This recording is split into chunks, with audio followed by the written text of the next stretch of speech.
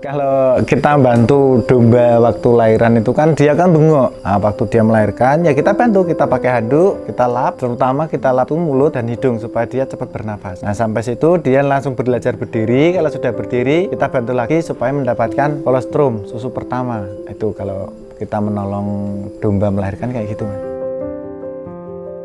Ya kita harus senang dulu. Kalau walaupun kita punya uang banyak, kalau kita nggak senang, nggak mungkin lah kita buat ternak, nggak buat apa melantur yang lain. Tapi karena orang itu hobi, orang itu senang, ya jadilah membuat peternakan kayak Pak Budi ini loh, Mas. Orangnya hobi, semua apapun kalau Pak Budi itu aku akui, senang. Walaupun susah kayak apa, bawaan tetap senang. Kalau Pak Budi ini orangnya tuh enjoy. Yang penting terbuka, apa tujuannya kita jujur. Lebih baik kita ini ibaratnya 1000 meminta daripada 100 mencuri kan gitu. Kalau Pak Budi orangnya tuh fan-fan juga kok, bagi kok. Siapapun yang datang ke sini nggak pernah ada yang ini nggak ada. Disambut dengan baik, orangnya ya ramah. Bapak dan ibu tuh orangnya baik.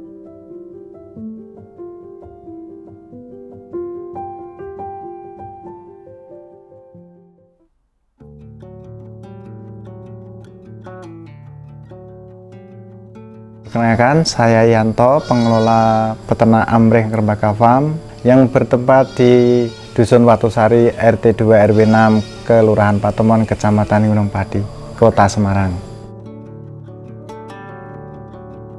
Ini peternakan Pak Budi. Jadi Pak Budi itu petani, hobi memelihara hewan. Ya mengingat Pak Budi itu kan orangnya hobi dari hewan. Dia itu timbul lagi kehobiannya, jadi mendirikan ternak ini diisi dengan domba.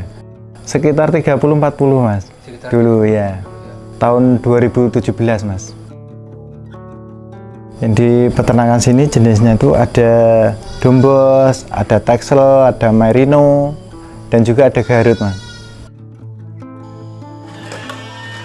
Ya kita untuk merawat kambing-kambing atau domba ini Mas, dari mulai kita bangun tidur, itu sudah beraktivitas yaitu membersihkan tempat makanannya domba. Habis bersih semua terus dikasih makan Mas. Habis kasih makan kita bersihin keliling kandang. Habis itu siang nanti kita aktifnya lagi, bersihin lokasi semua atau bawah-bawah kandang itu harus dibersihkan Mas. Kunci utama karena kebersihan kandang itu juga sebagian dari kesehatan domba Mas, dari hewan-hewan supaya dia maniaknya nggak naik. Kalau terlalu kotor maniak naik, domba gampang kena bakteri Mas. Kalau ngasih makan itu sehari 2 kali Mas. Pagi jam 7 sudah siap makan, habis itu nanti sore jam 4 kasih makan lagi dan jam 5 dikasih penghijauan. Beda jam 7 dan jam 4 itu dikasih silase, nanti jam 5 dikasih penghijauan kayak rumput. Kalau kambing, domba itu makannya silase, domba juga silase, sore jam 5 ya rumput, sama-sama rumput. Kalau pakai kering itu kelebihannya itu hanya untuk meringankan kita juga Mas. Cara kerjanya itu meringankan, nggak perlu ngarit. Yang ngaritnya ngarit, cuman kan ngaritnya nggak begitu kayak dikasih rumput itu tiap hari ngarit terus full setiap hari. Kalau ini nggak, ngaritnya cuman berapa ikat lah untuk domba sebanyak ini. Itu kulit kacang hijau itu untuk pengganti penghijauan, penggantinya rumput Mas. Kalau waktu kemarau kan rumput susah Mas, jadi dikasih itu. Itu malah juga bagus karena apa? Itu dari gizi-gizinya juga banyak itu. Proteinnya juga banyak kulit kacang hijau itu. Hanya kulitnya. Itu juga pakai takeran Mas. Kalau terlalu banyak domba maupun kambing mencret. Kalau penghijauan ini ngaritnya di lokasi kita sendiri Mas, kan sudah disiapkan. Oh berarti ada sendiri? Ada sendiri ya. Di sebelah timur itu, terus sebelah timur sana ada juga Mas. Memang dikhususkan untuk pakan ya Mas. Di sini khususnya breeding, bukan wetening Mas, karena dia ini hobi. Hobi itu bukan berarti kita harus wetening kan, dia kan breeding tuh untuk peranakan aja Mas di sini Mas.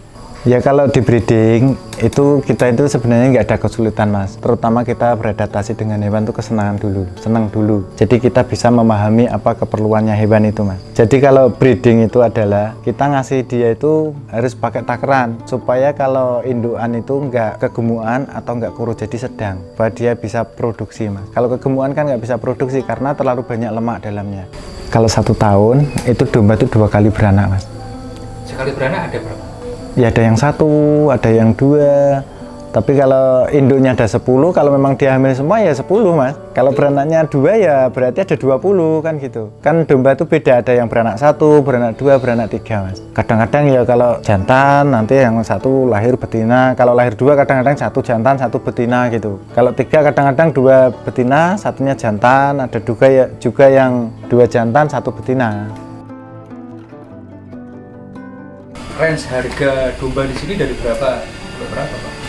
Kita nggak punya patokan masalah harga dari harga. Ya kalau memang dari harga-harga tuh biasanya kita ini dari ternak sana itu pada ngasih harga dulu, ngasih tahu. Besok harga domba turun, harga naik gitu. Jadi kalau harga domba itu nggak bisa dipatokan Mas.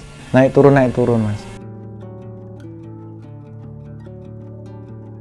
Menjaga kesehatan domba itu harus kita terpenuhi Mas, dari vitamin, dari cara kita ngasih makan. Kan kalau ngasih makan jangan sampai kekurangan, dan tempatnya harus bersih supaya dombanya itu sehat, dia bernafas dengan seger. Kita seperti kita lah Mas, kalau kita harus habis makan terus kan minum, begitu juga hewan domba seperti itu Mas. Jadi dipersiapkan untuk makan, dipersiapkan untuk minum. Minumnya itu harus dikasih vitamin. Kalau nggak dikasih vitamin kan cuaca kan nggak mesti, kadang panas kadang hujan. Nah itulah Mas kendalanya kalau domba itu Mas. Kalau musim hujan terus itu Mas, dia itu domba itu mengumpulkan koloni kalau domba itu. Jadi dia ini mencari tempat yang teduh untuk berteduh sendiri. Jadi berapa banyak domba itu langsung lari ke tempat ada yang aman, pokoknya yang nyaman.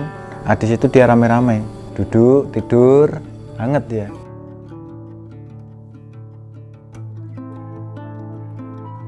Ya ini kan tiap hari kita bersihin Mas. Jadi sesudah kita ngasih makan domba, yaitu tadi kita bersih-bersih dari dalam kandang maupun dari luar kandang.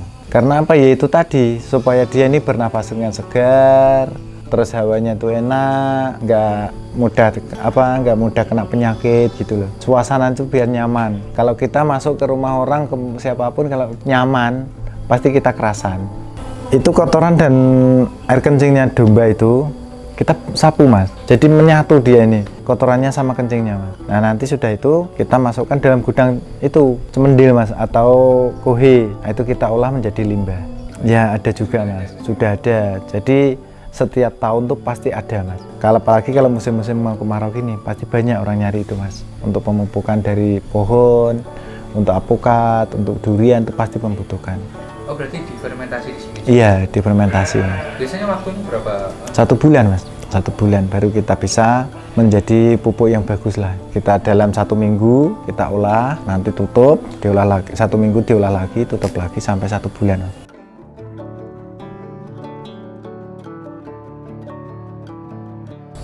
Kalau penyakit domba itu jarang Mas ya. Cuman kalau kadang-kadang ada kembung, ada yang pilek, nah itu kan harus cepet-cepet kita tanganin Mas. Karena apa? Kalau penyakit kembung domba itu paling susah Mas diobatin. Kalau sampai terlanjur 1 hari, mungkin sampai 3 hari itu fatal Mas. Jadi sebelum dia ini benar-benar merasakan kesakitan ya kita harus tolong duluan. Itu juga karena mungkin angin Mas ya. Angin atau dari suhu udara sini terlalu dingin, dia menyendiri, atau mungkin tempatnya lembab itu Mas. Tempatnya lembab terus kotor, ya itu mudah dia kena penyakit. Ya kalau yang mati ya pasti ada, tapi kan nggak tiap bulan ataupun tahun, belum tentu Mas gitu. Karena kita lambat untuk menolong gitu Mas. Cuman kalau kita sigap, begitu domba itu kok menyendiri menung, kita sigap cepat tolong, insya Allah enggak Mas. Sama kayak manusia ya Pak ya, kalau kita lagi sakit ya kita lesu. Iya lesu, ya sama dengan manusia sama. Cuman kalau secara disamakan dengan manusia kan bedanya dia hewan, cuman kita manusia. Cuman sebenarnya dia ini lebih pintar kok daripada kita kok. Pintarnya gimana Mas? Lebih pintarnya dia tuh seandainya kita kasih sayangnya penuh, dia tuh pasti nurut Mas. Mau dikasih ini, mau dikasih itu nurut. Jadi dia ini ibaratnya gimana ya? Kalau kita kan ingin ambisi, wah harus makan itu. Kalau domba kan enggak, dikasih itu menerima.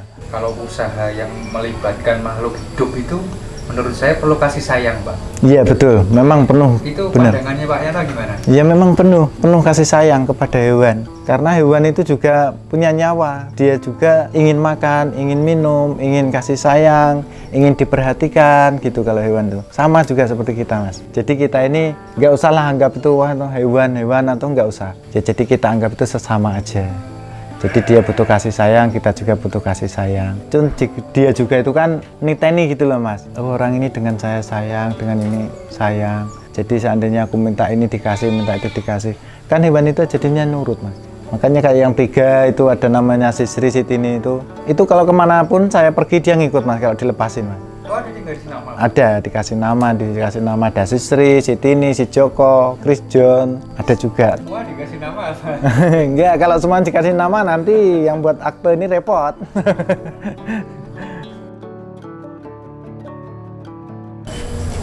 Kalau sini penjualannya itu enggak ini Mas ya, enggak harus ke pasar atau enggak apa. Dia ini kalau namanya petani itu kan laku ya dijual, enggak laku kita rawat Mas. Jadi kalau penjualan itu ada konsumen yang datang sendiri, beli 1 ekor, 2 ekor itu aja Mas. Enggak mesti ada sebulan 2 atau 3 itu enggak pasti juga. Ya pokoknya kita ini yang melayani mana yang mau beli, pokoknya untuk apa-apa yang terserah konsumennya Mas. Jadi kita enggak menjual harus ke pasar atau kemanapun enggak. Kalau pas Idul Adha ya itu kita mengeluarkan domba maupun kambing, itu kita nggak pakai online, nggak pakai apa Mas. Jadi kita dari teman ke teman, tular menular. Di sana ada, nah itulah. Cuman harga kan kita nggak bisa menentukan. Gitu. Sekarang ini sudah mencapai 200-an ekor mungkin Mas. Iya 200-an Mas. Domba semua Mas, domba sama kambing itu yang ada itu Mas. Itu kan kita ini sistem tani yang dari awal tadi Mas ya. Tani itu kan kita keberuntungannya hanya anaknya Mas. Jadi dia beranak gitu. Yang ini total ada berapa kandang Mas? Ini ada 4 ABCD Mas. Satu kandang itu dihuni berapa? Biasanya satu kandang ini kalau dihitung itu kalau difasilitasikan itu satu plong yang di kandang D itu satu plongnya itu ada 10 ekor Mas. Itu pada di situ ada 16 plong, berarti ada 160 ekor. Iya. Tapi memang ini sebagian juga dilepas ya Pak ya? Ya, ini yang dilepas ini adalah untuk peranaan Mas. Kalau kita dijadikan satu di panggung itu restan. Karena apa? Karena kita domba melahirkan, siapa tahu nanti kecepit kakinya itu loh Mas. Cempe-cempenya itu kan belum bisa berdiri ya. Nanti kalau di umbaran kayak gini kan berdiri walaupun apapun kan nggak pengaruh gitu. Tapi kalau di panggung kan gini Mas. Nanti pas lahir tahu-tahu kecepit. Pas kita nggak di situ juga kan nanti sakit bahkan bisa mati Mas. Ada juga yang alami, ada juga yang dibantu. Ada cerita menariknya nggak Mas? Kalau kita bantu domba waktu lahiran itu kan dia kan bengok. Nah, waktu dia melahirkan ya kita bantu, kita pakai handuk, kita lap, terutama kita lap mulut dan hidung supaya dia cepat bernafas. Nah sampai situ dia langsung belajar berdiri. Kalau sudah berdiri kita bantu lagi supaya mendapatkan kolostrum susu pertama. Itu kalau kita menolong domba melahirkan kayak gitu Mas. 2 orang. Yang di sini saya dengan Pak Agus, 2 orang aja. Mengurus tadi bilang 400-an ya? Iya. 400 kambing, 2 orang itu cukup, maksudnya nggak terlalu repot banget gitu? Enggak repot Mas. Enggak repot. Sekarang gini, sudah dibuatkan silase. Silase sekali buat itu kan ada berapa drum? Seandainya ada 24 drum. 42 drum itu kan untuk 1 minggu. 1 minggu kita ngasih makan pagi kan sudah bersih-bersih. Habis bersih-bersih istirahat tidur mau apa kan bebas. Yang penting jangan lepas dari tanggung jawab kita. Nanti jam 4 dikasih makan, jam 5 ngasih makan, ngasih minum. Udah. Pagi dan sore ya lebih fokusnya ngasih domba itu. Kalau domba kalau sini sudah pokoknya jangan sampai lewat dari jam 7 baru kasih makan. Jam 7 itu kalau bisa sudah makan. Dia kalau lebih pagi kan mungkin nafsunya tuh masih tinggi mungkin kan langsung makan. Nanti kalau dikasih jam 8 itu kan pada bengok, wah telat makanya. Seperti kita nih lah kalau sarapan sudah biasanya jam 7 kok sarapan jam 8 kan sudah beda rasanya. Kalau sore jam 4 itu sudah makan. Karena nanti jam 5 kita kasih hijauan.